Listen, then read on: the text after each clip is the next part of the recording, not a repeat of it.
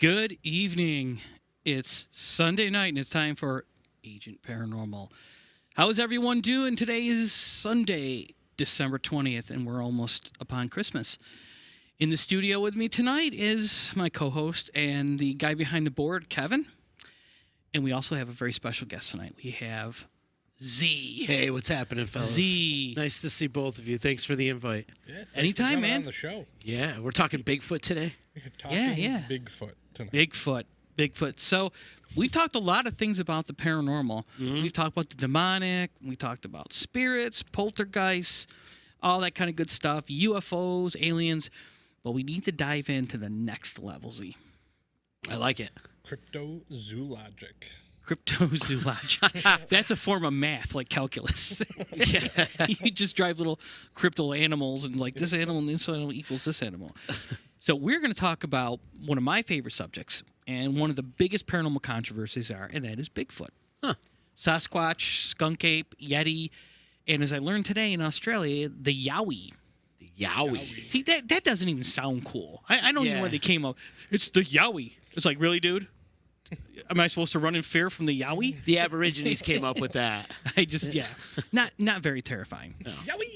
Now, since I was a little kid, I've been infatuated with Bigfoot. Who hasn't? You know, you've seen Unsolved Mysteries Indeed. and shows like that, you know. And they always see Bigfoot, but they always have this grainy camera, okay?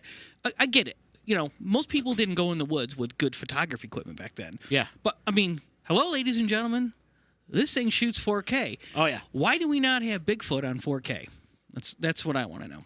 So, but I regress. So anyways, my fascination for Bigfoot continued on. And being the outdoorsman I am, I love to be out in the woods. And I've come across many different things, bears, coyotes, and everything. No mountain lions, which that would terrify me, by the way. And I was always thought, I wish I could come across a Bigfoot, but that has not happened. So anyways, as my fascination continued, I discovered a show called Finding Bigfoot on the Animal Planet. And I love the show, and there's two reasons why I love the show. Number one, I'm a huge fan of the Pacific Northwest, the Rocky Mountains, all that kind of stuff, you know? I love that area, that part of the country. And every time they would go in this deep into the woods, these beautiful locations, and hunt for Bigfoot. So I watched the show pretty much because I love the outdoors. To me, it was another outdoors, like, fishing show, if you will. But they're fishing for Bigfoot. Yeah. And surprise, surprise, they never found Bigfoot. Okay? However, they did come up with what they believe is credible evidence of the existence of a Bigfoot. And the evidence that they claim is that it proves existence is wood knocks and howls and feeling like you're being watched. Now, we experience that in the paranormal when it comes to investigating haunted locations. Feeling watched, hearing voices, you know, knocking on things or seeing a movement, stuff like that. So we get it. You know, to the beholder who experiences it, I mean, it's real. But then to try to prove that to other people, that's where it kind of loses its fizzle, if you will. So why is Bigfoot such a big topic? I mean, this is worldwide. I mean, this isn't just like, you know, the Pacific Northwest woods. I mean, Ohio, and I'm talking about Ohio near West Virginia. So we're talking the southeast corner of Ohio is one of the top 5 Bigfoot hotspots in the United States. Really?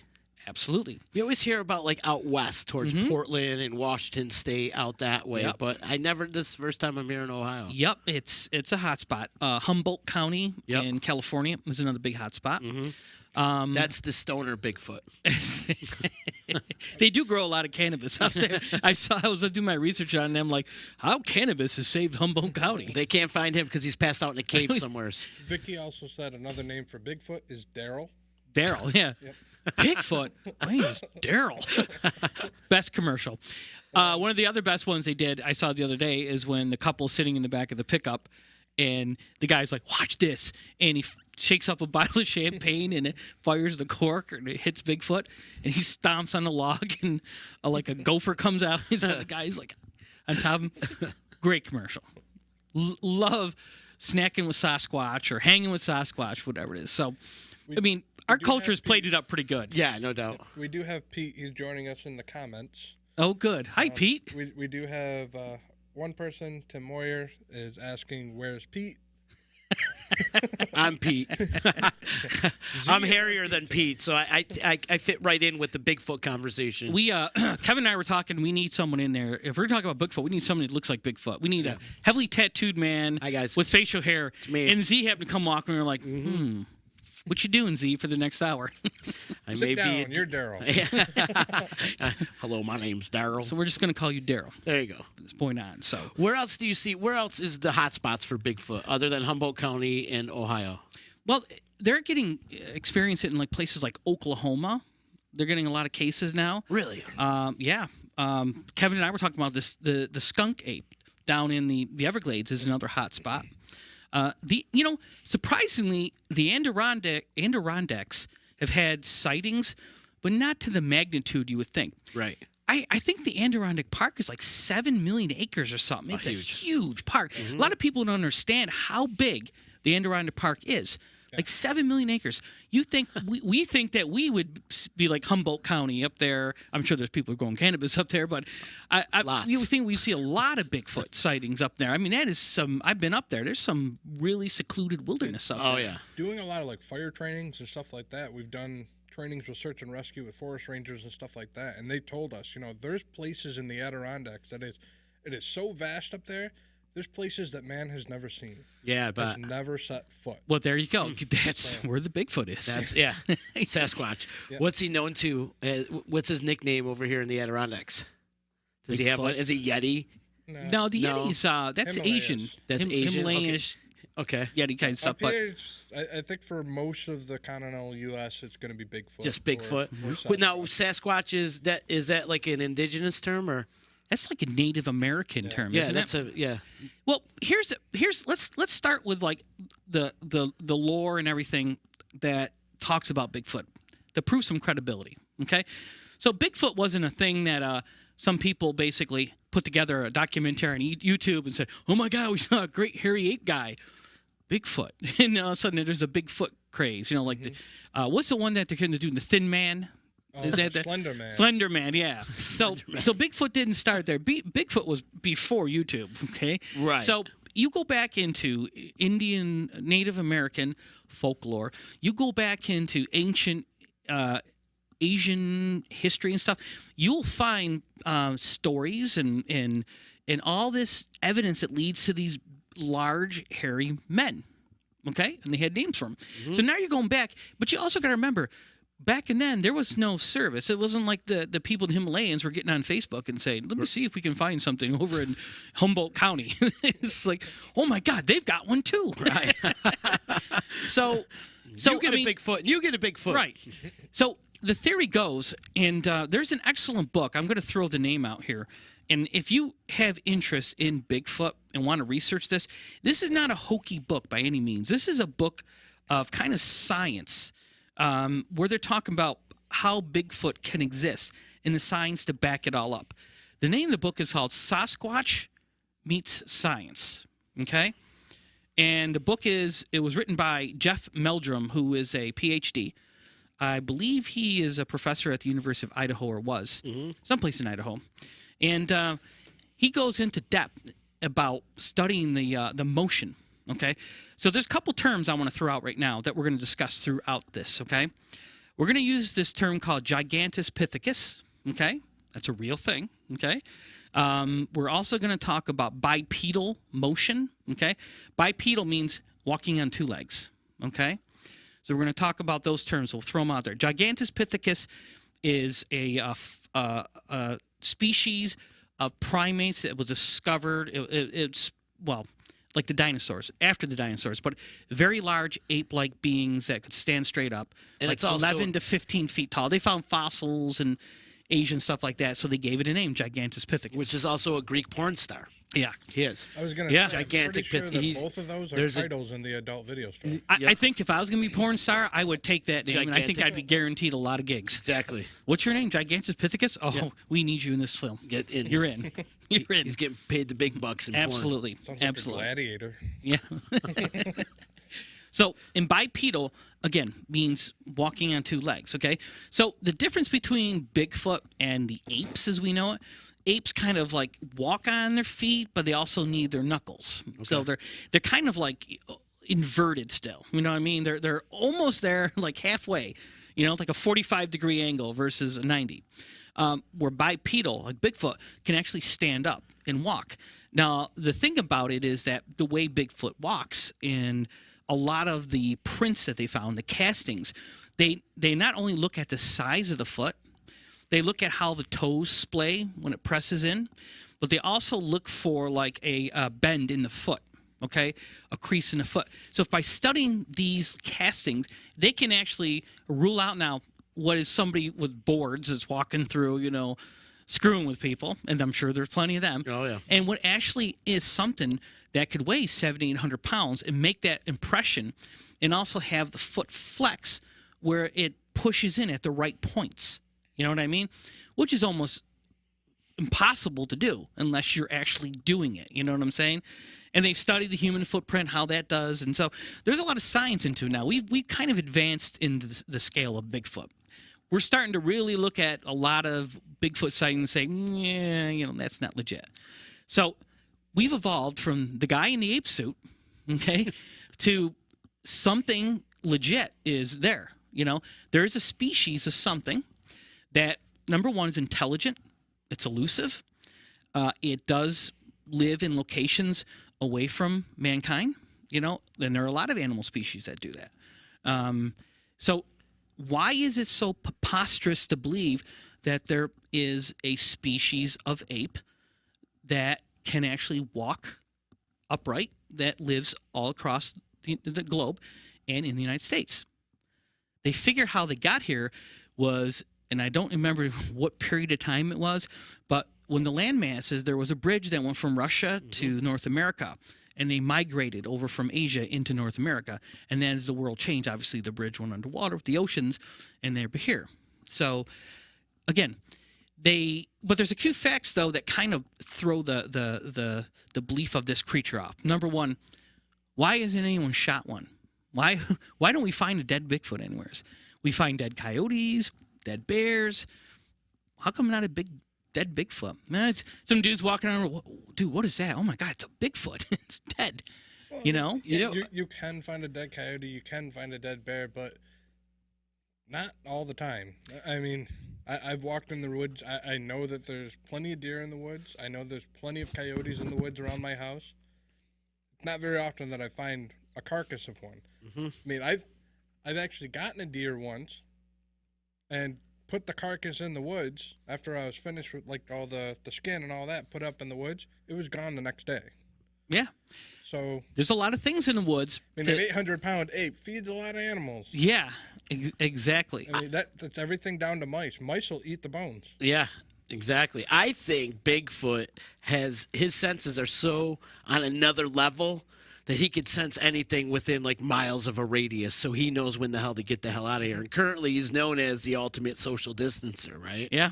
No COVID floating around to the Bigfoot. No, not at all. Hide-and-seek champion. He is the hide-and-seek champion. But no, his senses are probably at such a high level that he can, like you said earlier before we went live, you're talking about they always bring a crew out with them when they're out there searching for Bigfoot. He hears that shit a mile away, he's gone. You know, and I think that's what it is with Bigfoot, and that's why you haven't saw a dead Bigfoot or anybody's really spotted him or shot him or any of that. Well, look at it this way. I live in the country and have a lot of coyotes around me. Coyotes, beyond what you may understand, are very intelligent animals. They're very social animals. Yes. So one time I was out, and I heard them howling like crazy. So I started to go over towards them, and they were still howling, and as I got closer, all of a sudden the howling just stopped. And I'm thinking to myself, you know why? They sense me. Exactly. Their senses, they may not have the intelligence we have, but the smell, the sight, the sound, everything is much more developed. Yep. And as soon as I came, they knew. They could sense that there was another predator around or a possible threat. So, I mean, I remember walking down trails and see deer just watching me, just standing behind a tree, just looking, not moving. And I'm like, how the hell did they... You know, I'm way up and they're way down. So animals have an instinct. When you're born in the woods, in the wild, and survival is your main skill, you develop things. I mean, human beings don't have that. We've lost that. We don't need it. You know, we've progressed past it. But other creatures have retained or honed it. Yep. Now, as most of the sightings of Bigfoot are pretty much by accident. somebody's out and they come across one, either one that was out exploring or hunting or whatever, and they come across it, and the Bigfoot pretty much immediately, moves away. So, and as human beings spread out all across, what we call the wilderness, these occurrences become more common. You know what I mean? I mean, Bigfoot's, there's no record that I know of Bigfoot killing somebody. No. I could stand corrected if there's someone who wants to throw a comment in there to correct me. Right. I don't know any of that. I think he's more scared of us, and he should be, Right. because we're scary people. Right. And also, think of another animal that lives in the Adirondacks, a fisher cat. Okay, have you ever seen a fisher cat? I have not. Not many people have seen fisher cat. Not even the DEC sees them I saw one once, and I think something happened, and it came through our yards. And other than that, I've never seen one. It's nomadic. It has a big area that it spreads around, and essentially, you only see them. I mean, very, very few. Mountain lion's another one. They were talking. I was watching a thing on YouTube today that they consider the mountain lion the Sasquatch of the felines because there's so little understood about mountain lions. Other than seeing them when they're checking you out because they're hungry, they don't really, or if they're in captivity, finding a mountain lion just hanging out and where they live and socializing, it's very difficult. I mean, they have a radius like 200 to 400 miles to move around. So there are other animals out there that we know of, but you don't see because they're that elusive. So here's an ultimate creature that is much more intelligent and social that could basically survive, and they survive for so long because of how they operate, how they live. Do they have predators? I don't know. Do they consider us a predator? Probably. Yeah, most likely. But again, And if they have a television set and see what's going on in the world right now, I'd stay right the hell away from us, too. Plus, they probably got masks on, too. Right. So, but here's another thing. Somebody said to me one time if there was a Bigfoot out there, we would have, found its scat. Well, Right. you take a crap in the woods, it's gone within a few days.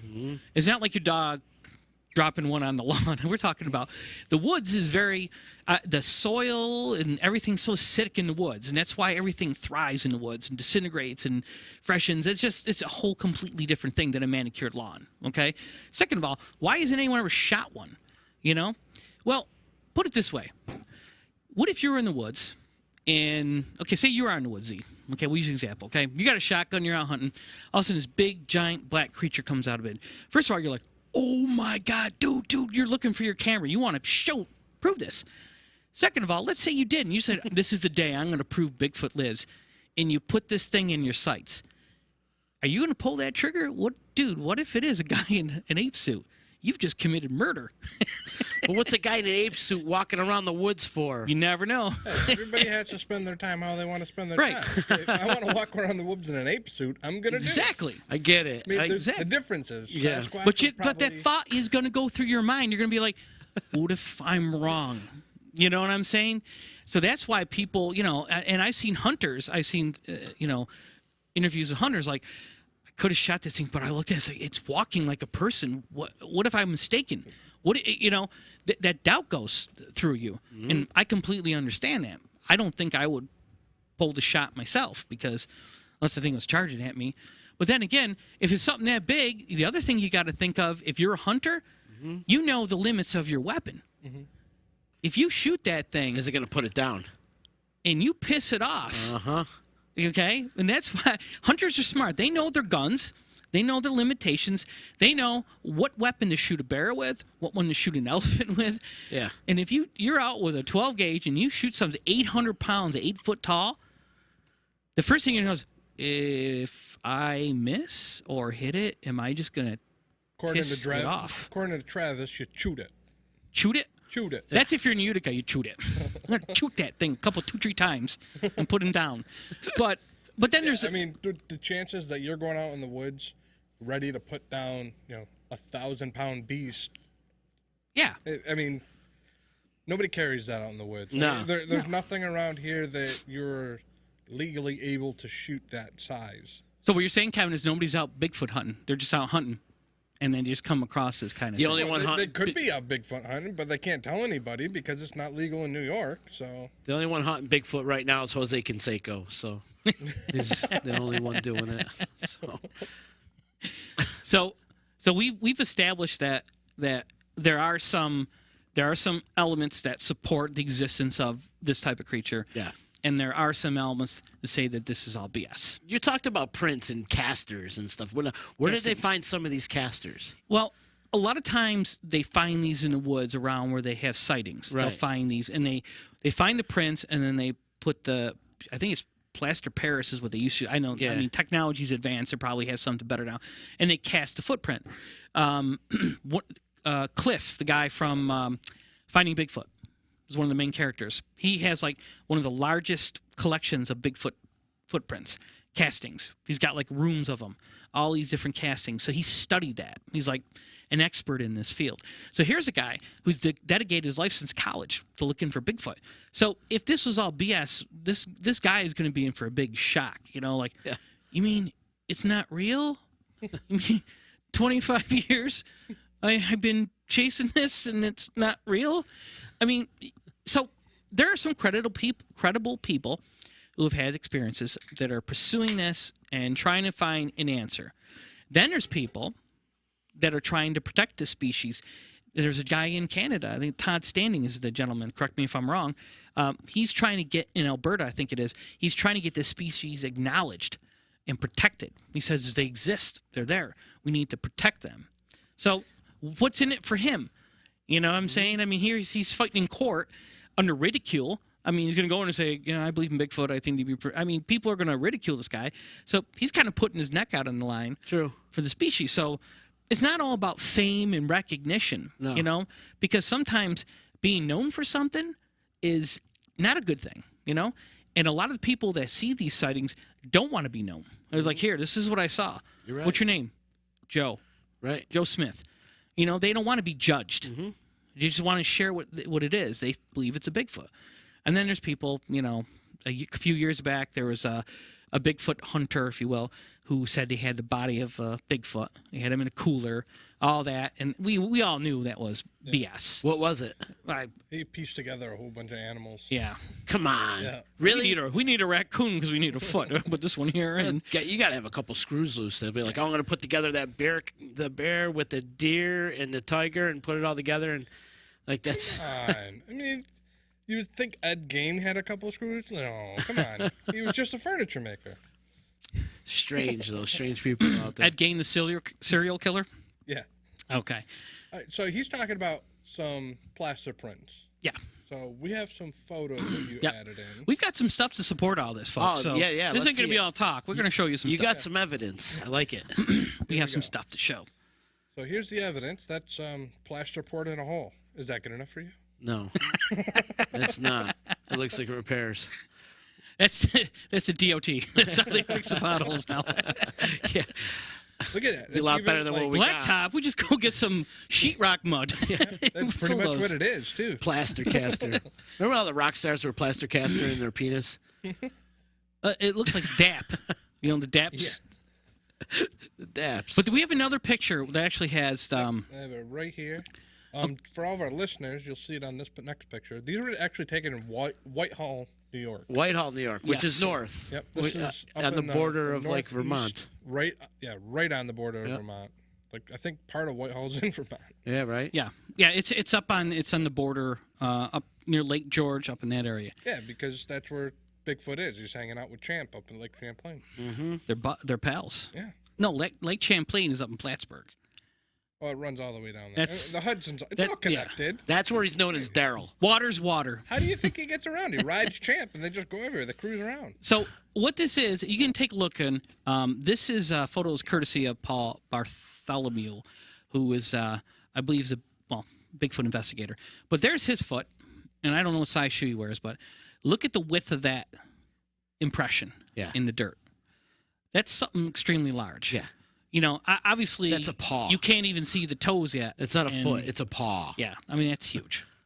So these have been collected by investigators for decades.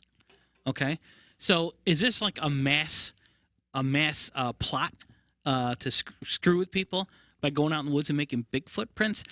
No, come on, dude. There's something in the woods that is that heavy enough that's leaving those prints. Yeah. For sure. I mean, what? I mean, to be honest with you, okay. First of all, am I skeptic? Well, as an investigator, I am skeptic. Okay, but I've been reading through things, and I believe there's enough evidence to support the theory that there is a Gigantopithecus version that lives in the wild. Okay, if people around me are going to say, "Hey, aliens exist, and UFOs, and time travel, and demons, and other dimensions and stuff," then why can't a creature that organic like us live in the woods? And we're, oh no, Bigfoot does. Oh, that could never possibly happen. Well, look at this picture again. I mean, this is obviously right on the side of the road. That's a guardrail right there. No, this is the same case? The Whitehall case? This is all in Whitehall. So, I mean, I don't know. The crusher run on the side of the road there. I mean, that stuff packs in pretty hard. So for them to be a visible footprint, I mean, you could drive a car on the side of the road and it wouldn't necessarily leave your tire tracks. Right. Yeah. So that's a big impression. So let's talk about Whitehall for a second. Okay. So Whitehall is probably one of the most famous Northeast Bigfoot sightings. Okay.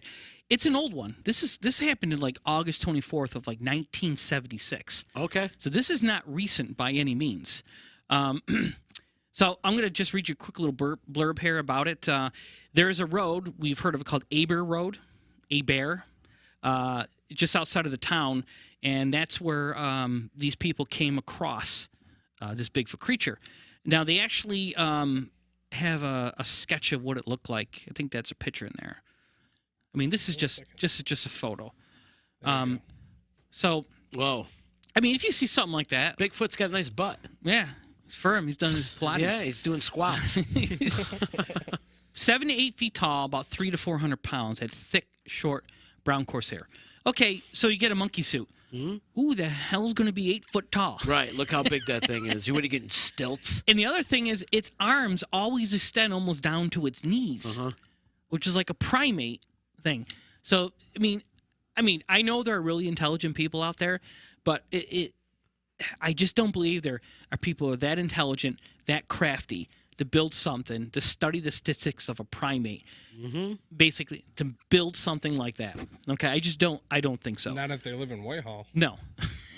Well, I'm just saying, even around here, I mean, anywhere that can build something like that, they're not going to be around here. They're going to be down like Hollywood doing stuff like that. You want to do special effects like that, you're going to do that. Right. You're not going to, build something, go walk around in the woods. Hopefully somebody gets a picture of you, and then you just sit back and just watch. Yeah. Now, 40 years. Now, that's not the only sighting in Whitehall. There was another on August 17th in 2018. What? So recently? So, yes. Spotted crossing Route 4. It says about 6-7 feet, hairy, hulking frame. What time of the day was it? This was about 10 p.m.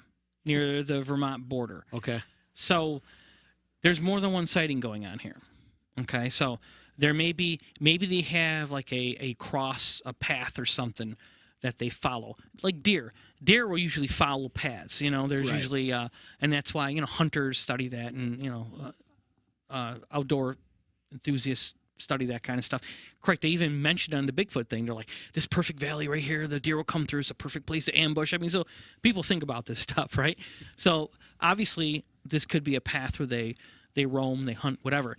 I remember driving through Speculator at midnight down Route 8 when this big hulking thing come running out across the road in front of me.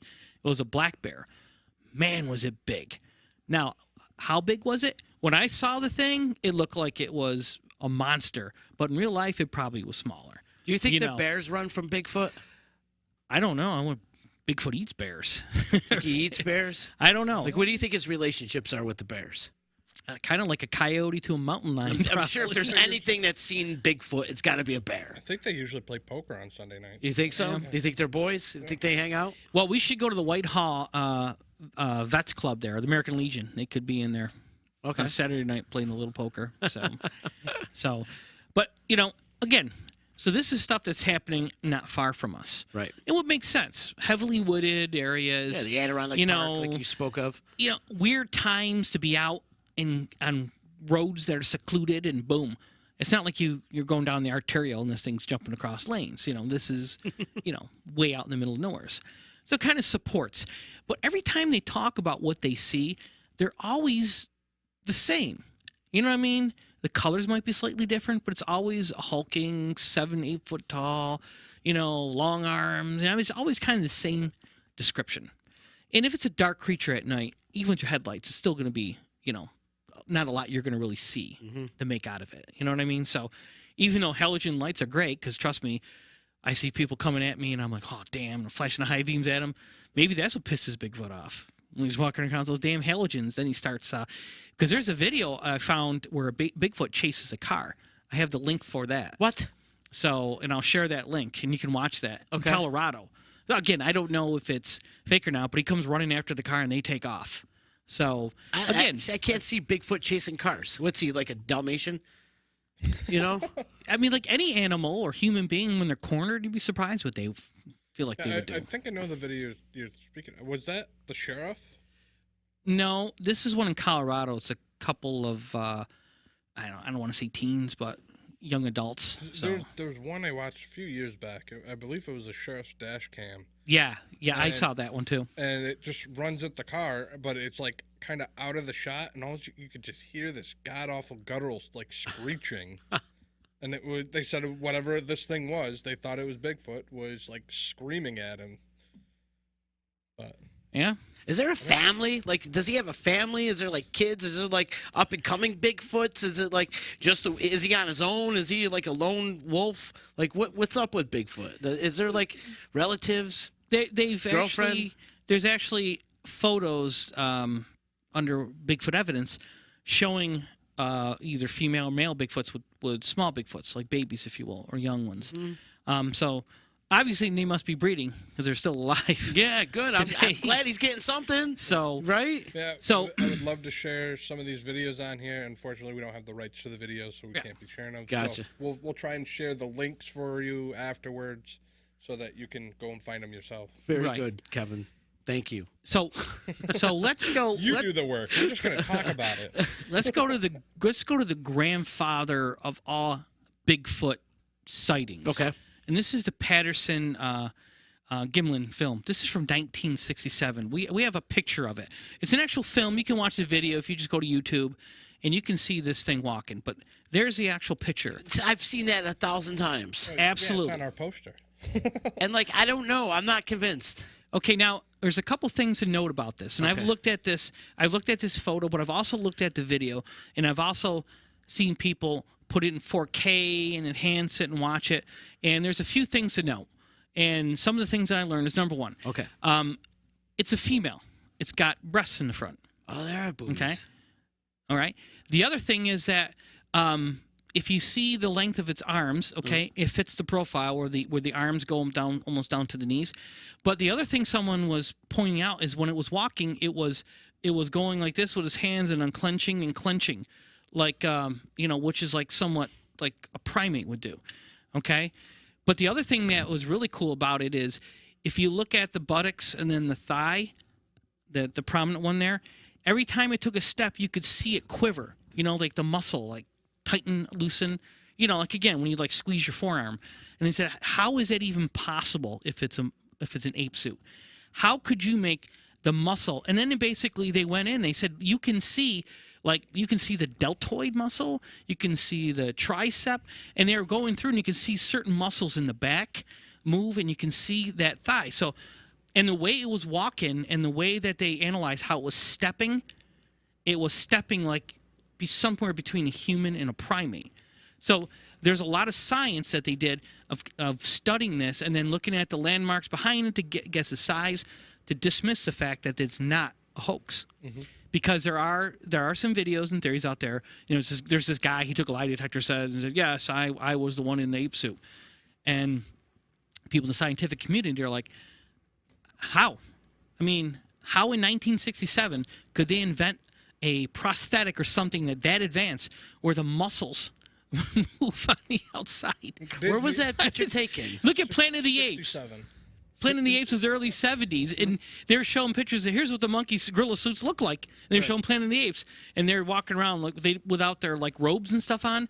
And it was just a straight out hairy suit.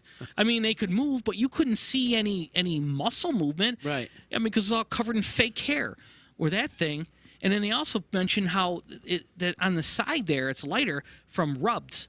They could see on the arm and on the side where it rubs when it walks. So it wore the hair down. So there's a lot of stuff that went into that, studying that footage. Where is that picture from? That's from Humboldt County. I think it's County? Willow Creek, I think it is. Can you pull that picture back up, Kevin? Yep. The only thing that makes it suspect for me is like look at the eye area. Yeah, I know. You know, look at the eye area. That looks like more of like it's a cutout. Yeah. You know, where Sure does. it could be an ape suit, and so that's what makes it suspect for me. And that this picture is pretty much legendary. It's classic. It's like everybody has seen this. If they've ever even thought about Bigfoot, it always comes up to this picture.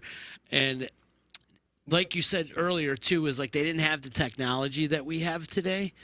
So how is that capturing? But to me, that whole eye area kind of gives it away for me. There's like I don't see a mouth, I don't see ears.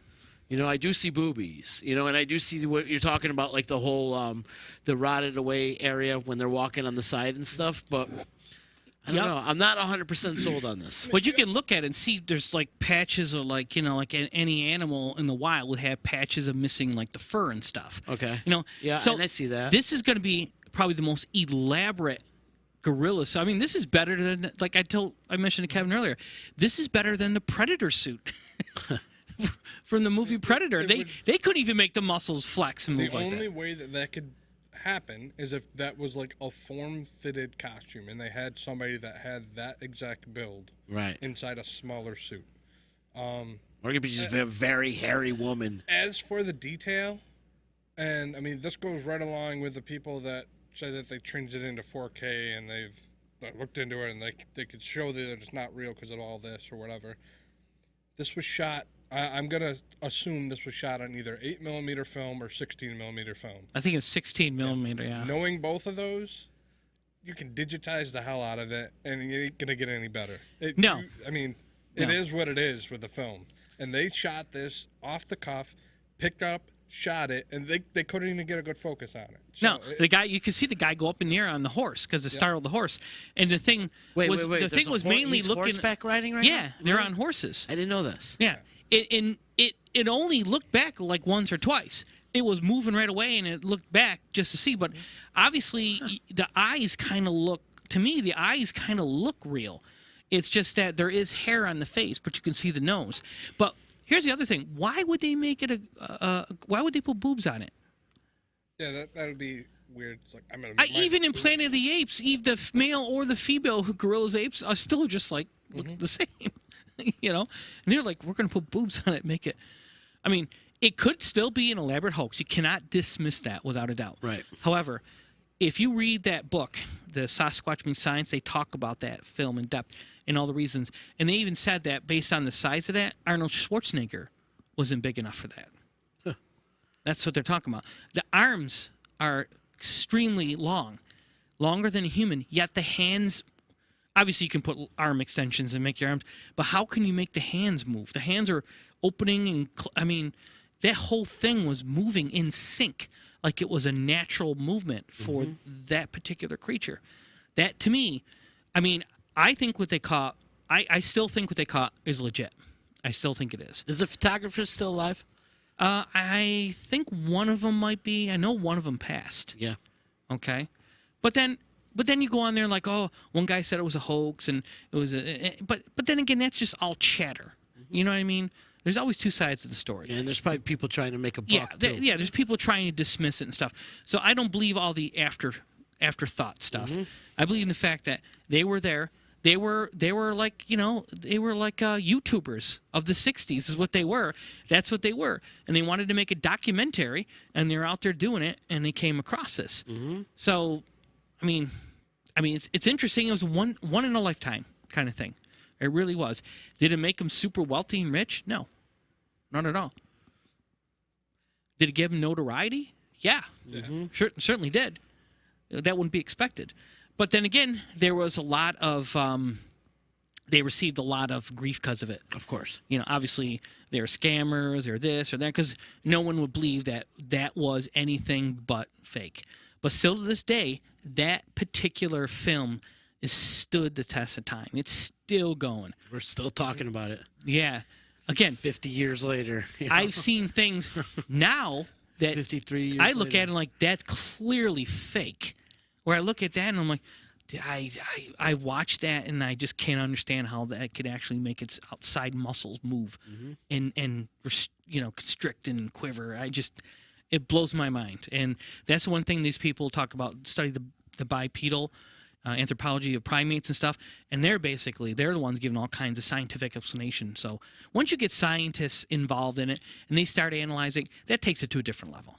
You know, they usually will say, "Oh, well, that's obviously not correct," and that's, you know, but yeah. So that to me is still the best piece. If you're interested in Bigfoot and you want to learn more about it, start there, and then build off of there. Don't start with the sightings that you see in 2018 or 19. Go back to there, and then move forward. That's the way that I looked at it.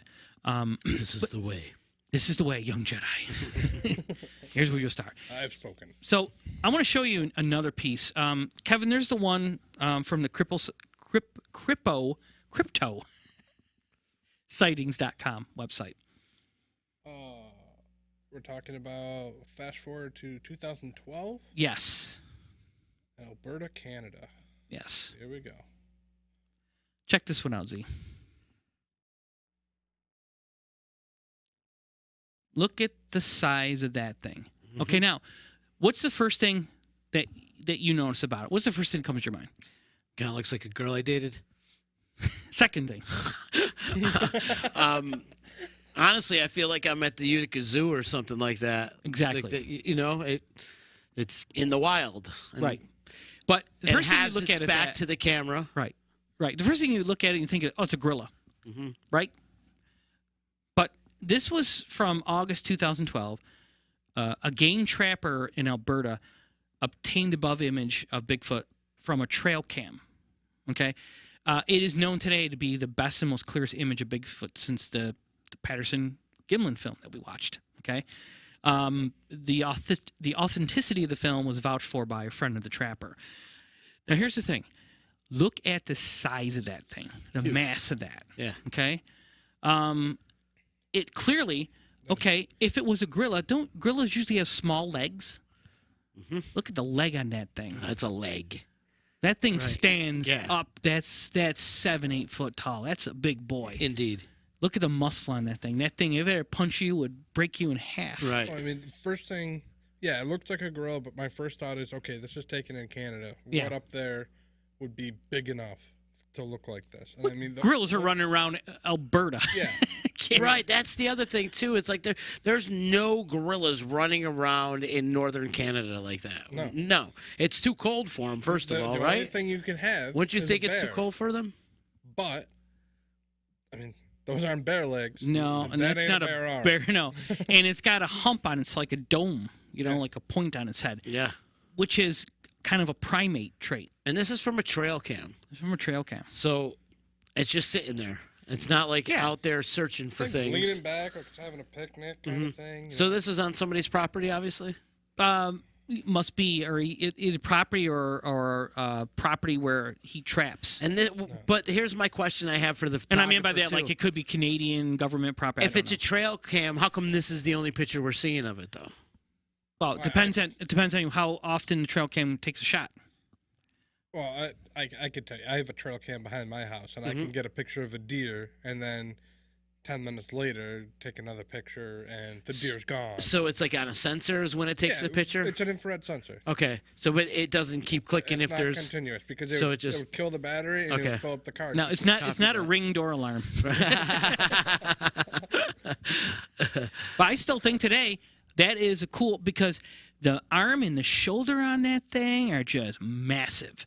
That's definitely not a bear. Yeah, no, that is massive. I mean, that is if that's legit, okay? If that's legit, that to me, again, if it's 101% legit, that to me is proof that there is Bigfoot. Okay? Again, notice how I kind of hedge that on, 100%. Because I'm sure there are many credible people, and I'm sure this gentleman is credible. But the problem is you always have to switch away from the credible to the people who are not credible. And you always have to think that it's a hoax. That's unfortunately the society that we live in. Yep. But, and then, of course, there's Photoshop, and you can do just about anything in Photoshop. There's nothing photoshopped about that picture. But that is another cool pic. Now, there are a lot of videos out there showing like a figure running. It's black and stuff. And I'm thinking to myself, well, it's just too, I don't know. Maybe it's different. It's different if you're there and you're seeing it visually with your eyes and the light's different. Where your distance is different. As soon as you put it on like an iPhone or a camera, it changes the perspective. The light changes, and you don't get the as clear view, because as far as I'm concerned, seeing out of your own eyes is more clear than taking a picture of it. And then you lose something in the image. You always lose a little bit of something. Oh, for sure. So, and I'm saying, like, I'm looking at this, like, guys, it's this big black and hairy red eyes. Then you look at it, it's just like a black thing running. I mean, it just can't capture that. Like a shadow. Cameras can only do so much. I mean, your eye is a miraculous thing. I mean, think about, you go outside and you see this beautiful shot of the moon, and you're like, wow, that's awesome. You take out your phone, go to take a picture, and it looks like shit. That's the best example. I tried that a few months ago, dude. I tried this beautiful moon. I pulled out my tripod. I had this nice Nikon D750. I got it, or 7500. I look in through, I'm like, wow, this is going to be so great. And I take the picture, and it's like, instead of like this, it's like this. Yeah. I'm just like, oh, come on. So I kept taking more and more, and I'm like, why can't I capture what I see with my eyes? You can like those nights where you get that ginormous moon right on the horizon as it's first coming up, kind of got that orange hue to it, and then you bring up your phone and it looks smaller than it usually is, and it's like, what the hell? So there's a couple YouTube links which we'll share. We can put them up on our Facebook page. So for people watching us or following us, we have our Facebook page is Agent Paranormal. You can, hit us up on there. You can also get us on Disruption Network and reach out to us on there. They're the ones that are producing and hosting the show for us. But I found a couple real cool links I'll share with you. One is a gentleman in North Carolina says he has a video of Bigfoot. And it's kind of a cool video of Bigfoot running around. And then I got another one there where I talked about Bigfoot chases car in Colorado. He comes running right at the car. So I've got that one to share. Then the most unusual one that I have is one from Sylvanic.com. Now, this is a gentleman or group of people that are pushing for the government in Canada to recognize Bigfoot as a species. Okay. This gentleman is kind of like controversial. Okay, like Chris Moon was very controversial in the paranormal because of his spirit box thing, and the Warrens were very controversial, and this guy is that to the Bigfoot community because he's got photos and video of Bigfoot, like the face of Bigfoot looking at you, blinking its eyes and stuff. I mean, he's got all this crazy Bigfoot stuff. I've never seen the footage on this. I've never seen it like this. You can see their faces sitting there just looking at you and stuff in complete daylight. He says there's a big society of them up there. So I've included, we'll include the links in there, but it's Sylvanic. It's SYLVANIC.com. And on there's a lot of material that you can look at. He's got a lot of stuff on YouTube. His name is Todd Standing. He's a Bigfoot researcher, outdoorsman, trapper, etc. And if it's legit, and I'm going to underline that, legit, capitalize it, legit. It's the most amazing Bigfoot stuff I've ever seen. Yeah? It's right to the point where you can see the eyebrow, the face, the teeth, just sitting there behind a bush. In watching, daylight? Not moving, just sitting there watching in daylight. And picture them crawling up a rock formation, going over and grabbing a baby, and it's baby Bigfoot. If you go on there, it's some pretty amazing stuff. There goes your answer of families. There you go. Yeah. So. Yeah, tag that. Like, post that up. We need to see that. I want to see that after we're done with all this. So, I mean, it's pretty cool. I mean, like, there's a picture right there. See, looking through the trees? Mm-hmm. I'm just playing this for See, he's got all these pictures of it. Keeping all of our viewers in suspense. Yeah. He was on Art Bell Coast to Coast. If you know anything about the paranormal, Coast to Coast is like the biggest paranormal show. I mean, they're see it standing right there. See it looking? Yeah. To me, though, it looks like it's just a regular ape. No, it don't look like an ape. In the U.S.? I mean, look at it. It's got eyes, it's got That's flared some- nostrils. Yeah, flared nostrils for sure. Look at it. Real Bigfoot. What is it hanging from? He's pierced? It's a branch sticking up. Oh, okay. Real Bigfoot. I think he's got a piercing. The thing is, there's so many videos and stuff on there that I want to get him on the show at some point and then show some of those videos with him, with his permission and stuff, and talk to him about that. But if you go on there and check that stuff out, you can kind of see what we're talking about. I mean, we're talking about the face. I mean, look. I mean, is that a mask? Is that No, real? that's Is not that a mask. I mean, That's not a again. mask. I mean, this is up in the middle And this of is nowhere. 2000 when? I think it goes back to like, don't quote me on this, like 2017 or so. Okay. Oh no, it goes farther. This is 2011. 2011. Yeah. 7 years of research, and he's got all these different videos And what showing, what part of the country is this? it's Canada. Oh, it's Canada. I believe it's the Alberta. Oh. You think the Canadian Bigfoot is a lot more friendlier than the American Bigfoot? Oh, hey. Don't you think, right? Don't you think he'd probably be more friendlier? And the other thing now about this team is that they now collaborate with the scientists in China. They also consult with the forestry and wildlife officers in Canada, the United States, and they do a lot of studying of these creatures because they're saying that basically that is Bigfoot. It's what they look like in daylight. There's a couple of them have different colors, different faces, but some people said, "Oh, there's nothing but a head that you put on a rock or something." And I don't know. Everyone's going to find something wrong with everything. Yep. Because it's too far fetched to believe. Exactly. But as we progress, why as we go into 2021, which can't come here quick enough, could we not actually capture a picture of Bigfoot like in the face?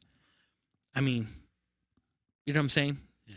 The blurred images of years ago are starting to go away. We're starting to get pictures of what the face looks like and stuff like that. So, but like I said, you could literally comb like a day's worth of your time. Get up tomorrow morning, 8 o'clock, and take everything off your calendar for the next 24 hours and search Bigfoot on YouTube. You're going to be there at least a good day. You're going to see stuff. You're like, come on, that's a guy in a costume. Then you're going to be like, oh, that is cool. I don't know what that is, but that is cool. You're going to see it. You're going to see ones where there's another one I don't have it here. I couldn't find it, but there's some people out in the woods talking, and there was like a monkey climbing up the branch, like a baby Bigfoot climbing up behind him. And I'm like, what the hell? That's in like Idaho. Where's there monkeys in Idaho? I mean, again, could it all be completely staged? Of course. But randomly, I mean, just these never people know. didn't claim, they didn't say, my name is such and such, and this is, it's just kind of like they found it and sent it to somebody. You know what I mean? Be the next big Netflix show, The Sasquatch King. Yep. Yeah. You never know. Of course, the Sasquatch I remember was in the $6 Million Man. Yeah. And the one that stayed with the Henderson family there. Yeah. Harry. I still like the Bionic Woman, $6 Million Man, and Bigfoot tie-in. That was great. The Scott now we Henderson have family. The physical aspect of the Bigfoot, the Sasquatch, all that. But there's also the other theories and beliefs, which is more of the Native Indian belief of that they were actually forest or nature spirits. Mm-hmm. If you go back on to our episode where we talked to Aaron and his brother Chris from the Mohawk Reservation up north, they talked a little bit about Bigfoot. I tried to get Aaron on this show tonight.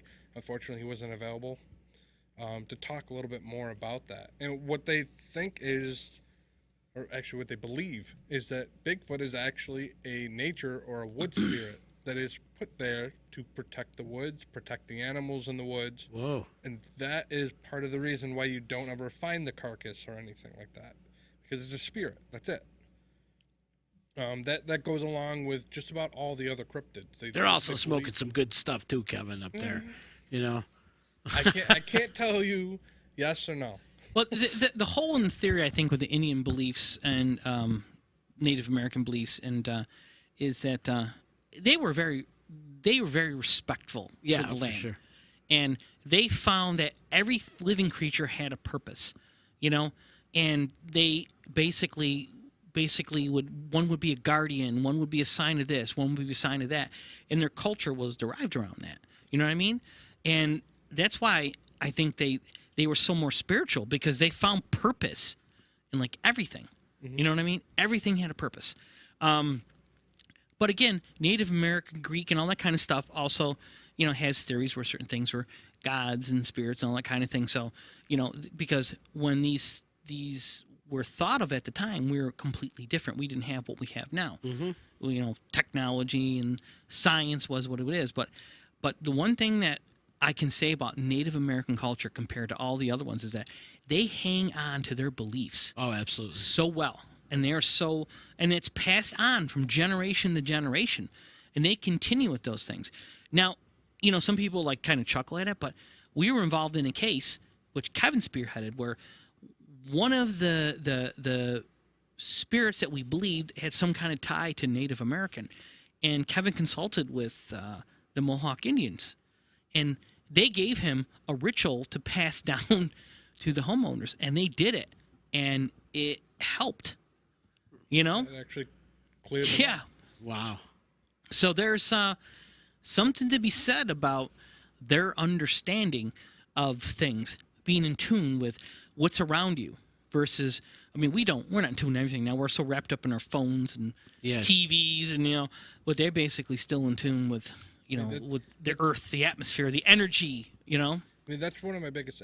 Like, Rich and I know a lot when it comes to the paranormal. We do a lot of research, a lot of reading, a lot of, now internet searching, all of that.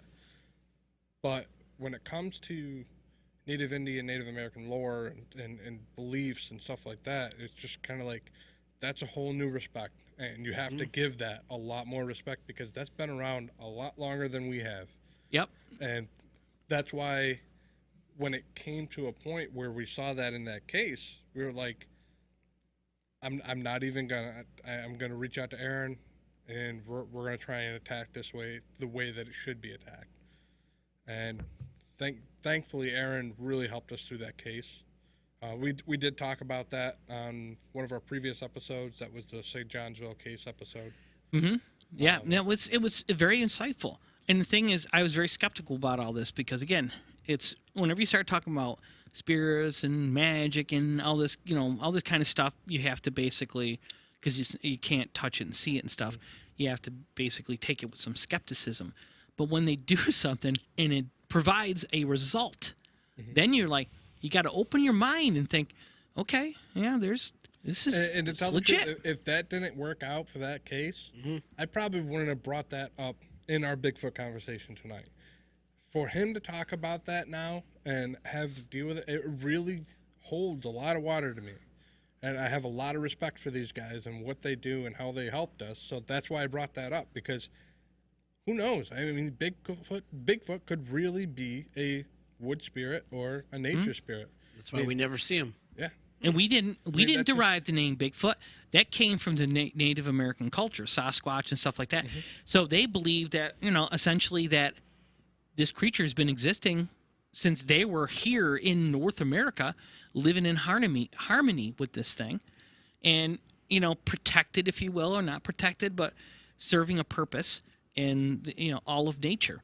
And then obviously as the Native Americans sort of population started to go down, and and things changed through historical records or whatever, we're starting to basically have more run-ins with this. But it's interesting how no one has ever gone out and tried to hurt a Bigfoot or harm a Bigfoot. So even people who are not Native American seem to have some kind of mysticism or fascination with this thing as being more than just some smelly creature running around in the woods. Now, I've never watched any of the shows. Do they bring weapons with them, or don't they say? No. So here's what they normally do when they do a Bigfoot. This is what they do, okay? And some of this has changed with technology. like drones, using drones to find it. Heat signatures. That is changed, but essentially they do howls, okay, to see if they can howl back. The big thing they believe about Bigfoots is that they communicate, okay. I don't think they have a spoken language. Never does ever talk about that. I think Todd Standing, discussed that they have some kind of language that they can use, but they usually respond with tree knocks, knocking on things, howls According and stuff to like that. The Bigfoot up in Canada speaks French. No, of course he does. Oui, oui. Ooh, oui, oui. There His he name's is. Pierre, too. Yeah. So, but there are stories of hunters and outdoorsmen kind of crossing paths with them, or maybe shooting something that they decided it was going to be their dinner, and then throwing boulders at them. I mean, there are things you can see, like there's video footage you can find on YouTube where they're in a canoe, or there's some place they're not, and these big boulders are rolling or being thrown in the water at them. They believe that is one of their ways to tell you to get back. I mean, there's a lot of stories of people in the outdoors coming across what they believe is Bigfoot, but not actually seeing it, but getting the rocks and stuff thrown at them. So but again, it's pretty much audio equipment, like we do in the paranormal, video equipment, heat signatures, thermals.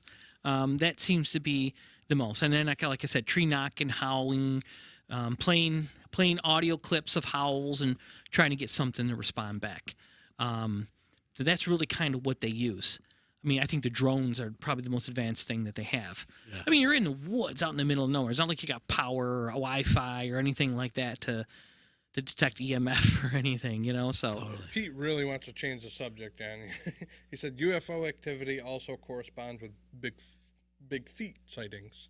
Yeah, there are people who discuss that. Pete's Really? one of those proponents has brought that up to me many times, that there's a correlation between UFO activity and then Bigfoot sightings at the same time. Maybe that's why you can't find them, because the UFO drops them off, they do their research, walk around, wave to a camera, and then go back up. They got a Wookiee. Well, I've heard theories that they were put on here. They're brought in from, aliens and put on here. They're to populate this planet. That was the original population, was supposed to be the Bigfoot, because they fit into, at the time, we're going back thousands of years ago, they fit in the terrain, wilderness and all that kind of stuff. So, but they live everywhere.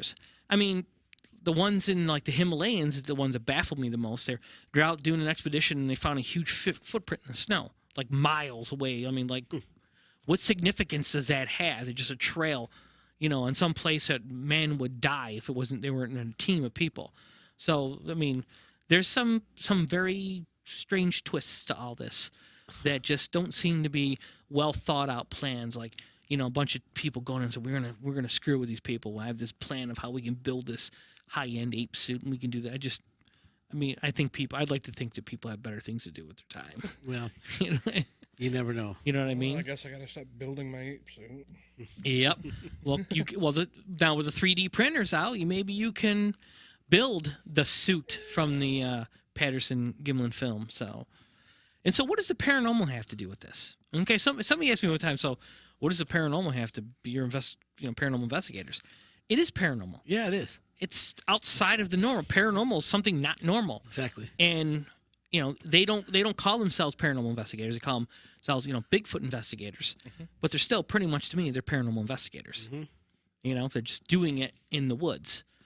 Chasing something that's flesh and blood versus chasing something that's kind of just like energy or a vision or mist or something. So right. So that kind of encompasses ours. Have we been ever called in for any Bigfoot stuff? No, we've been studying it, and we've been trying to reach out to groups because we want to actually be involved in going in on some Bigfoot investigations ourselves. I know I definitely want to go. Oh, I'd be down. Definitely way out in the woods, and I want to stay there for the night and see what happens. Well, a couple nights. Yeah. Like Kevin said, it's called camping. Yeah. Yeah. Yeah. My only problem is that Bigfoot's going to happen after 6 or 7 of my Saranacs in me. Then it's going to happen. There you go. I'm gonna Dad will have a great time. No, honey, we're not going camping. We're going out Bigfoot hunting. You wouldn't like it. It's not going to be fun. And they call it Bigfoot hunting. It's like they call it ghost hunting. What are we hunting? Who's hunting? No, I'm not bringing a gun. I mean, hunting involves stalking prey and hunting. Killing. And we're not stalking anything. Yeah. We're not preying on anything. No. And that's why I basically became ghost investigations. I mean, you know, when I started doing the entertainment world for the ghost hunting stuff, I changed my stuff over to investigations. I dropped the word hunting altogether. You know, all I could think of was Elmer Fudd. It's duck season. That's all I could think of with the word hunting. That's hilarious. We changed all that. So, yeah, that's pretty much the 1 hour version of Bigfoot. You know, we showed a couple of things. We talked about some cases. Yep. And the primary reason was for people to start thinking about this and for us to do a part 2 at some point and bring in some people that basically have had experiences or are deep into this and explain and back up the idealism that it's real, you know? So, and that's kind of what we wanted to achieve with this particular show around the holidays. So, if anybody watching has seen a Bigfoot, heard of a Bigfoot around the area, knows somebody who's seen a Bigfoot, has footage of a Bigfoot, or just wants to talk about Bigfoot, just reach out to us. And there's a lot of Bigfoots in there, Kevin. Yeah. Sasquatch, abominable snowman. I still think of the Yowie? No. Come on, man. The dentist. I want to be a dentist. What was Rudolph? Yeah, the abominable snowman. Yeah, the abominable snowman. Yeah, what was it? Yeah, that's what it was. Yes. He was the best. He was the best abominable snowman. Come on. Absolutely. So Yukon Cornelius. He had a Yukon. He was a Bigfoot. That's he was a Bigfoot hunter. That's it. Yukon Cornelius. With the sled dogs. That's how I want to go Bigfoot hunting. You're gonna bring a pickaxe and a every time you hit the ice, lick it. It's not gold. You're gonna wear a red hat with your ears sticking out the side. Yeah. Because that kind of defeats the whole purpose of a hat in the winter, having your ears stick out. Right. It's like wearing a snowmobile helmet, but having holes cut out so your ears stick out. You got to be able to hear what's going around. You do. So that's kind of our show tonight, folks. Yeah. I hope you enjoyed it. Z, thanks for coming down. Thanks for hanging with me. And if you make this ghost hunt, or I'm sorry, if you make this Bigfoot hunt, let me know. My bags are packed right now. Okay. Let's go. Whitehall it is. I'm in. Yeah, let's Whitehall it. We should actually just go to Whitehall on a weekend trip. Yeah. Go up there, study the lure, see if we can hook up with somebody up there that it's part of that and kind of show us around. Let's do it. I'm in. That could be fun. Count me in. I am. So thank you, everyone, for tuning into another episode of Agent Paranormal. We hope you enjoyed this show. We'll be back after the holidays, and we'll get back to talking season about... 2. Oh, we're on season 2? We're going on to season 2. Season 2. January 3rd. Man, Happy New Year's to everybody. Yes, man. We've been through the COVID. It's been an interesting year to this is like a year show, for you guys, man. right? This is coming up on the first year? Yeah. Yeah, cool. You guys are killing it, too, by the way. Thank you so much for all you guys do for the D, and I think what you guys got going on is some really cool content. And we keep it up, man. Everything that you and Todd did. Yeah, reciprocate all that. We appreciate everything you guys have done for us, and for everyone out there, all 5 of you or so. Make sure you tune in to Disruption Network. 8. Awesome. Make sure you tune in to Disruption Network. Follow them on all their social media platforms. Follow us, Agent Paranormal, on Facebook. Reach out to them for all your advertising needs. Absolutely. That too. We also do that as well. If you want to be a guest on our show, let us know. If there's something you want us to talk about, let us know.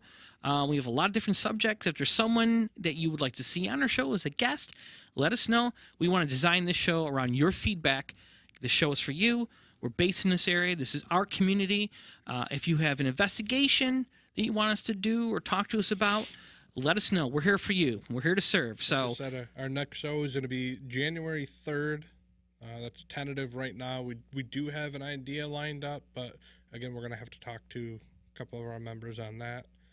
So we're lining up shows now. So if you want to talk about something, you want us to talk about something, let us know.